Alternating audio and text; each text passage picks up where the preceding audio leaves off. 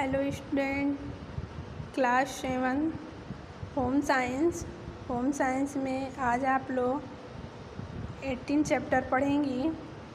18 chapter का नाम है बाजार का तथा धोबी का हिसाब रखना। यानी आज हम इस चैप्टर में ये पढ़ेंगे कि बाजार का और धोबी का हिसाब कैसे रखना है। ठीक है, तो सबसे पहले हम पढ़ेंगे बाजार, फिर पढ़ेंगे धोबी। यानी इन दोनों के हिसाब के बारे में इस वीडियो में हम आप लोग को पढ़ाएंगे। ठीक है,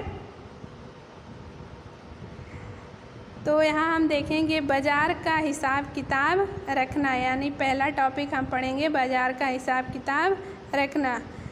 रोटी, कपड़ा तथा मकान व्यक्ति की मूलभूत आवश्यकता। आप सभी लोग को पता है कि मनुष्य की मूलभूत आवश्यकताएं क्या है, तो रोटी, कपड़ा और मकान। ठीक है, इन तीनों के बिना व्यक्ति रह ही नहीं सकता। यानी मूलभूत आवश्यकता मतलब क्या कि इनके बिना व्यक्ति रह ही नहीं सकता। यानी ना ही वह भोजन के बिना रह सकता है, ना ही वह कपड़े के बिना रह सकता है, ना ही वह मकान के बिना रह सकता है। तो इन तीनों के बिना व्यक्ति रह नहीं सकता। कुछ चीज़ें जैसे अनाज, घी, दाल आदि हम घर के लिए माह में एक बार खरीदते हैं। ठीक है, बात करते हैं हाँ रोटी की यानी भोजन के। तो भोजन की कुछ ऐसी वस्तुएं हैं जिनका हम बाजार केवल महीने में एक बार करते हैं। ठीक है, तथा कुछ ऐसे खाद्य पदार्थ हैं जिनका हम हफ्ते में या प्रतिदिन खरीदते हैं। तथा सब्जी जैसे सब्जी, फल, दूध आदि हमको कुछ ऐसे हैं जो प्रतिदिन लाने पड़ते हैं। अतः सभी प्रकार के व्यय का हिसाब रखना चाहिए कि महीने में क्या क्या खरीदा गया, कितना पैसा लगा, प्रतिदिन क्या क्या खरीदना है, कितना पैसा लगता है। अतः सभी प्रकार के जितने भी व्यय होते हैं उनका हिसाब रखना चाहिए। घर की आय व्यय के विवरण को बजट कहते हैं। यदि कोई महिला आय कितना घर में आय आ रहा है पर मंथली और कितना पर मंथली व्यय हो रहा है, इसका वह बजट यदि बना रही है, एक लिस्ट बना रही है, तो उसी को हम बजट कहते हैं। बजट बनाकर खर्च करने से अधिक परेशानी नहीं होती है। और इससे एक फ़ायदा और होता है कि फिजूल खर्ची जो होती है उसको रोकी जा सकती है। जब हम किसी डायरी पे या किसी पेज पे महीने का आय लिखते हैं और महीने का व्यय लिखते हैं, तो आने वाले महीने में हम सोचते हैं जो इस महीने का फिजूल जो हमको दिखाई देता है कि इस महीने में ये फिजूल के खर्चे हैं, इसको अगले महीने में नहीं करेंगे। ठीक है, तो जब ये हम लिखेंगे तभी इसको हम जान पाएंगे। ठीक है, तो बजट बनाने से हमको ये फ़ायदा ये होता है कि इस महीने में जो भी फिजूल खर्चे हुए हैं, आने वाले महीने में उस फिजूल खर्चे से बचत की जा सकती है। व्यय की कुछ मुख्य मदे, व्यय मतलब खर्च करने की कुछ मुख्य बिंदु है जिसको हम कभी कम नहीं कर सकते, एकदम इम्पॉर्टेंट होते हैं। जैसे सभी प्रकार के खाद्य, पेय पदार्थ, गैस और ईंधन। ठीक है, भोजन के लिए बहुत ही इम्पॉर्टेंट है जिसको हमको किसी भी हालत में खर्च करने पड़ते हैं। वस्त्र में पहनने के कपड़े, जूते, तौलिया इत्यादि। आवास के लिए किराया या हाउस टैक्स, पर्दे, सजावट का सामान, फर्नीचर आदि। ठीक है, इस पे कुछ व्यय किए जाते हैं।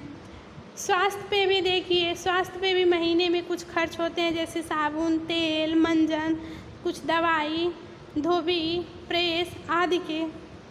बात करते हैं शिक्षा की, तो शिक्षा में भी स्कूल की फीस हुई, स्टेशनरी हुई। मनोरंजन पे भी कुछ व्यय होते हैं जैसे मित्रों का स्वागत, उपहार, भेंट, यातायात के खर्च, सिनेमा, पत्र व्यवहार इत्यादि भी कुछ व्यय होते हैं। ठीक है, दैनिक खर्च की तालिका कैसे बनानी चाहिए हमें यहाँ आप लोग को समझा रहे हैं। जैसे आप एक पेपर लीजिए, ठीक है, या कोई चार्ट लीजिए, उस पर आप पहले डालेंगी तिथि। क्या डालेंगे? तिथि। जैसे जो भी डेट है उस डेट डालेंगी, फिर माह डालेंगी और जो भी सन है। ठीक है, जैसे आज आपका कौन सा दिन है, तो आज आपका मान लीजिए 27 तारीख है। ठीक है, तो यहाँ आप 27 डालेंगी, फिर 0, फिर 7, ठीक है, फिर 2021। ठीक है, तो ऐसे आप डालेंगी। फिर हम दूसरे कॉलम में लिखेंगे सामग्री, यानी कौन कौन से ये दैनिक खर्चे की बात हो रही है, मतलब एक दिन में कौन कौन सी खर्चे हो रही है, उस पर कितना पैसा व्यय हो रहा है। ठीक है, नीचे हम मासिक यानी महीने की खर्चे का हिसाब बताएंगे। अभी हम ऊपर क्या बता रहे हैं आपको, दैनिक खर्चे का। ठीक है, तो प्रतिदिन पहले आप डेट लिखेंगी, आज के डेट में कितना खर्चे हुए, तो वहाँ फिर सामग्री डालेंगी। सब्जी 1 केजी खरीदी तो उसका दाम 22 रुपये आप दी। फिर फल खरीदी 1 केजी तो उसका दाम 120 रुपये। डबल रोटी 1 केजी 1 पीस खरीदी। ठीक है, डबल रोटी 1 तो 20 रुपये। ठीक है, अंडे 6 पीस खरीदी तो 36 रुपये। ठीक है, तो ये आपके कितने हो गए, दैनिक खर्चे में आपका आता है, ये टोटल आपका दैनिक खर्चे में आ गया। ठीक है,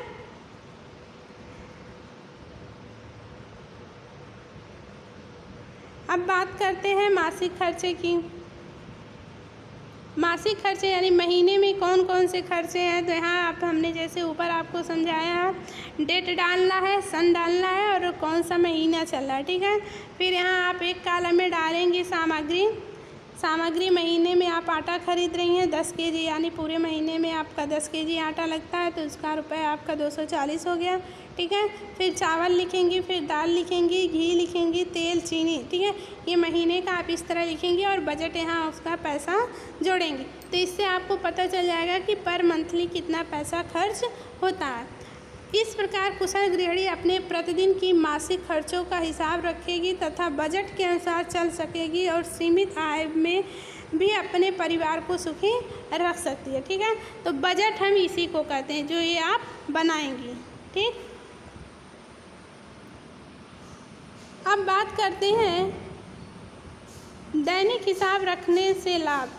रोज़ का हिसाब रखने से महीनों के अंत में यह पता चल जाता है कि इस महीने में बजट से अधिक खर्चा हुआ या उससे थोड़ी बहुत बचत हुई, इन दोनों का पता चल जाता है। हिसाब किताब रखने से ज़रूरी वस्तु का मूल्य ज्ञात हो जाता है। यदि हम हिसाब सही से रखते हैं महीने का या प्रतिदिन का, तो हमको वस्तु की कीमत का भी ज्ञात हो जाता है। पिछले महीने का हिसाब कितना लिखने पर ही आने वाले महीने का बजट तैयार किया जाता है। बजट में खर्चे में कटौती करके धन बचाया जा सकता है।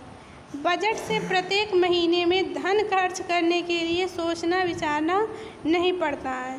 प्रत्येक महीने के कुल खर्चे का ज्ञान हो जाता है यदि आप बजट बना रही हैं तो। हिसाब रखने से गृहिणी को यह ज्ञात हो जाता है कि किस व्यक्ति को कितना धन आना है और किसको कितना धन देना है। ठीक है, यानी जब हम हिसाब करते हैं, बजट बनाते हैं, तो उससे हमको पता चल जाता है कि घर में कितनी आय आ रही है और कितना व्यय हो रहा है। हिसाब रखने से गृहिणी अपने घर की आर्थिक हालत को भली भांति समझ सकती है। अगला हम पढ़ेंगे धोबी का हिसाब। अब तक हम आप लोग पढ़ रहे थे घर का हिसाब यानी बाजार का हिसाब, अब हम पढ़ेंगे धोबी का हिसाब।